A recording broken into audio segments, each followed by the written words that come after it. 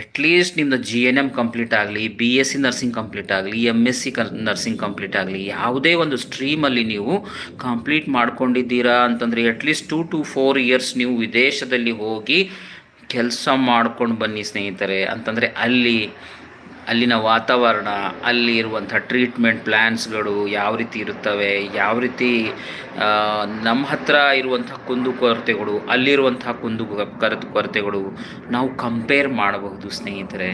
So ಅದಕ್ಕೆ ಪ್ರತಿಯೊಂದು ವಿಡಿಯೋಗಳಲ್ಲಿ ನಾನು ಹೇಳಿದಿಷ್ಟೇ, ಏನು ಅಂತಂದರೆ ಎಕ್ಸ್ಪೀರಿಯನ್ಸ್ ಪಡೆದುಕೊಳ್ಳಿ. ವಿದೇಶದಲ್ಲಿ ಕೆಲಸ ಮಾಡುವಂತಹ ಎಕ್ಸ್ಪೀರಿಯನ್ಸ್ ಪಡೆದುಕೊಳ್ಳಿ. ಅದಲ್ಲದೆ ಇತ್ತೀಚೆಗೆ ಕೆಲವರು ಹೇಳ್ತಾ ಇದ್ದರು, ಸರ್ ಈ ಫಾರ್ಮಸಿಸ್ಟ್ ಜಾಬ್ ಯಾವಾಗ ಬರುತ್ತೆ, ಸರ್ ಈ ಆರೋಗ್ಯ ಮತ್ತು ಕುಟುಂಬ ಕಲ್ಯಾಣ ಇಲಾಖೆಯಲ್ಲಿ ಯಾವಾಗ ಈ ಜಾಬ್ ಅಪ್ಲಿಕೇಶನ್ ಬರಬಹುದು ಎನ್ನುವಂಥದ್ದು ಕೇಳ್ತಾ ಇದ್ದರು. ಅದಲ್ಲದೆ DME director of medical education, ವೈದ್ಯಕೀಯ ಶಿಕ್ಷಣ ಇಲಾಖೆಯಲ್ಲಿ ಯಾವಾಗ ಈ ಜಾಬ್ ಅಪಾರ್ಚುನಿಟೀಸ್ ಬಿಡ್ತಾರೆ ಎನ್ನುವಂಥದ್ದು ಕೆಲವರು ಕೇಳ್ತಾ ಇದ್ದರು ಸ್ನೇಹಿತರೆ.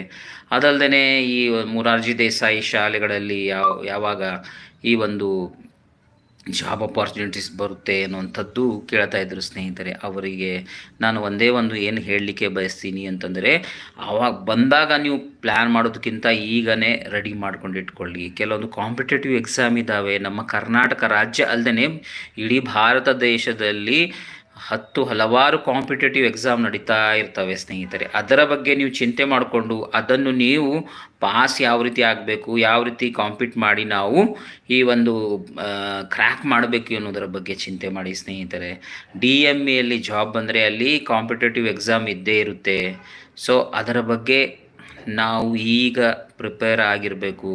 ನಮ್ಮ ಆರೋಗ್ಯ ಮತ್ತು ಕುಟುಂಬ ಕಲ್ಯಾಣ ಇಲಾಖೆಯಲ್ಲಿ ಮೆರಿಟ್ ಕಮ್ ರೋಸ್ಟರ್ ಬೇಸಿಸಲ್ಲಿರುತ್ತೆ. ನಿಮ್ಮ ಡಾಕ್ಯುಮೆಂಟ್ಸ್ ನೋಡಿಕೊಂಡು ಜಾಬ್ ಸಿಗುತ್ತೆ. ಆದರೆ ವೈದ್ಯಕೀಯ ಶಿಕ್ಷಣ ಇಲಾಖೆ, ಆಮೇಲೆ ESIC, ಆಮೇಲೆ RRB ರೈಲ್ವೆ ರಿಕ್ರೂಟ್ಮೆಂಟ್ ಬೋರ್ಡ್, ಆಮೇಲೆ ಈ ನಮ್ಮ all India institute of medical science NORCET, ಇವುಗಳಲ್ಲಿ ನೀವೇನಾದರೂ ಪ್ಲ್ಯಾನ್ ಮಾಡ್ತಾಯಿದ್ರೆ ದಯವಿಟ್ಟು ನೀವು ಫಸ್ಟ್ ಏನಿದೆ ಅಂದರೆ ಕಾಂಪಿಟೇಷನ್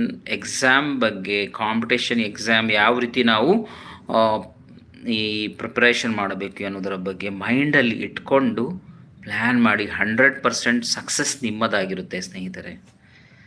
ಸೊ ಹೋಪ್ ಎಲ್ರಿಗೂ ಬೋರ್ ಆಗ್ತಾ ಇದೆ ಅನ್ಕೋತೀನಿ. ಕಾರಣ ಅಷ್ಟೇನು, ನಾನು ಸ್ಕ್ರೀನ್ ರೆಕಾರ್ಡ್ ಮಾಡಿಕೊಂಡು ಲೈವ್ ಬಂದು ನಿಮ್ಮ ಜೊತೆಯಲ್ಲಿ ನನ್ನ ಅನಿಸಿಕೆಗಳನ್ನು ಹಂಚಿಕೊಳ್ಳುವುದು ಅಷ್ಟು ಸುಲಭ ಅಲ್ಲ. ಆದರೂ ಪ್ರಯತ್ನ ಮಾಡ್ತಾ ಇದ್ದೀನಿ.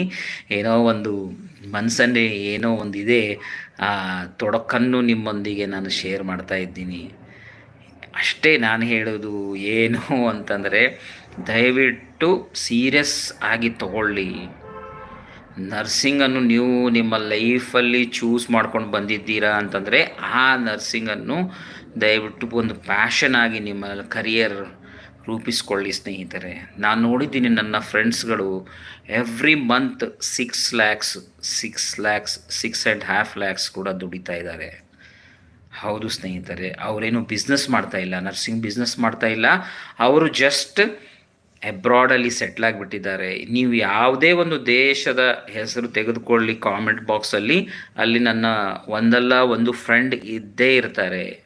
ಎಕ್ಸಾಂಪಲ್ ಹೇಳಬೇಕಾದ್ರೆ ಆಸ್ಟ್ರೇಲಿಯಾದಲ್ಲಿ ಫ್ರೆಂಡ್ಸ್ ಇದ್ದಾರೆ, ನ್ಯೂಜಿಲೆಂಡಲ್ಲಿ ಫ್ರೆಂಡ್ಸ್ ಇದ್ದಾರೆ, UK ಯಲ್ಲಿ ಫ್ರೆಂಡ್ಸ್ ಇದ್ದಾರೆ, ಆಮೇಲೆ ಕೆನಡಾ, USA, ಈ ರೀತಿ ಹಲವಾರು ವೆಸ್ಟರ್ನೈಸ್ ಕಂಟ್ರೀಸ್ಗಳಲ್ಲಿ ನನ್ನ ಫ್ರೆಂಡ್ಸ್ ಇದ್ದಾರೆ. ಅದಲ್ಲದೆ ಈ ಮಿಡಲ್ ಈಸ್ಟಲ್ಲಿ ಕೂಡ ನನ್ನ ಫ್ರೆಂಡ್ಸ್ ಇದ್ದಾರೆ ಸ್ನೇಹಿತರೆ. ಸೊ ನಿಮಗೆ ಹೇಳೋದು ಅಷ್ಟೇ, ದಯವಿಟ್ಟು ಪ್ರಿಪ್ರೇಷನ್ ಮಾಡಿಕೊಳ್ಳಿ, ನಿಮ್ಮ ಲೈಫನ್ನು ರೂಪಿಸ್ಕೊಳ್ಳಿ.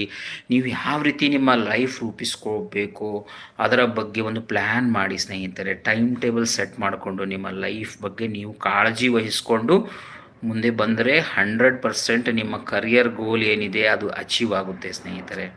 ಸೊ ಹೋಪ್ ಈ ಒಂದು ಲೈವ್ ಬಂದು ವಿಡಿಯೋನು ನಿಮ್ಮೊಂದಿಗೆ ಮಾತಾಡಿ ನಾನು ಐ ಥಿಂಕ್ ಹೆಲ್ಪ್ ಆಗ್ತಾ ಇದೆ ಇಲ್ಲ ಅಂತ ಗೊತ್ತಿಲ್ಲ. ಆದರೂ ಸಹ ನಾನು ಪ್ರಯತ್ನ ಮಾಡಿದ್ದೀನಿ ಸ್ನೇಹಿತರೆ. ನಿಮಗೇನಾದರೂ ಸಹಿ ಅನಿಸಿದರೆ ದಯವಿಟ್ಟು ಕಾಮೆಂಟ್ ಮುಖಾಂತರ ತಿಳಿಸಿ, ಲೈಕ್ ಮಾಡಿ. ಆಮೇಲೆ ಇದನ್ನು ನಿಮ್ಮ ಫ್ರೆಂಡ್ಸ್ಗಳ ಜೊತೆಗೆ ಶೇರ್ ಮಾಡಿ. ಸೊ ದ್ಯಾಟ್ ನೆಕ್ಸ್ಟ್ ಟೈಮ್ ಸಮಯ ಸಿಕ್ಕಾಗ ಲೈವ್ ಬರಲಿಕ್ಕೆ ಪ್ರಯತ್ನ ಮಾಡ್ತೀನಿ. ಲೈವ್ ಬಂದು